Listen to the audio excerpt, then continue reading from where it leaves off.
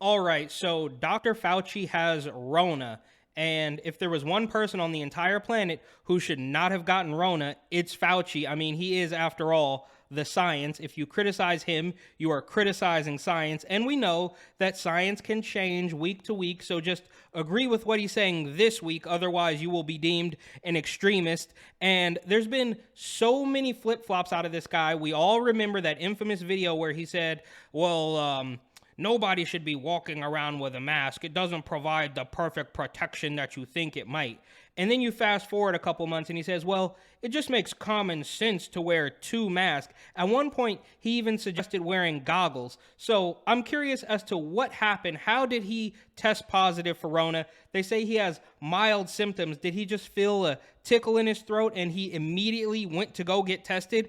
We've seen stories of faulty tests, most notably out of San Francisco, where there was an entirely faulty testing site and some other testing company that wasn't even doing the test or whatever.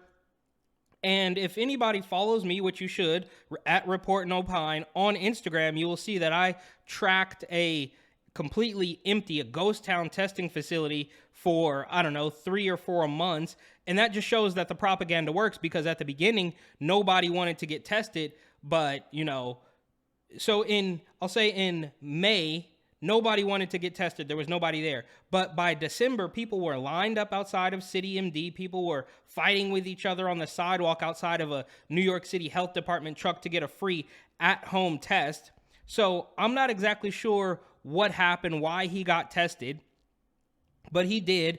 And I don't know what this is supposed to prove. Maybe that an 81-year-old man, he's older than Joe Biden, but kudos to him because he can at least put together a sentence. So does this tell us that an 81-year-old man is going to, because I'm sure he's going to be fine, right? And we, of course, all remember at the very beginning of this, before the shot was even a thing, all the celebrities were coming out, athletes were coming out. It was almost like they were getting endorsement deals to come out on Twitter or Instagram or Facebook or whatever and say that they had the virus. Idris Elba, Rudy Gobert, Kevin Durant, all of these people basically in the prime of their lives, in the prime of their careers, just happen to come out and say, well, oh yeah, I got the Rona. And then you fast forward another couple months and they're just absolutely fine. And this is all pre-shot. So I don't know what we're supposed to make of this.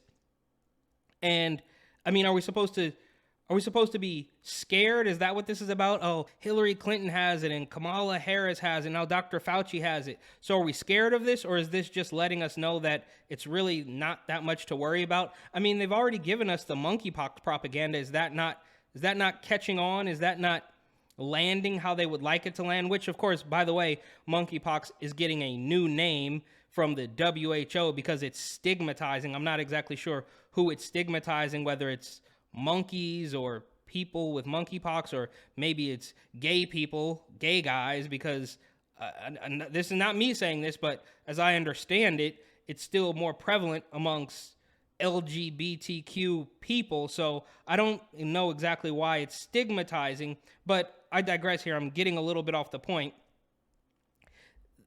Fauci now has Rona, and it doesn't really matter. It shouldn't matter at all. We should not have been listening to this guy. He had control of everybody's lives for 2.5 years.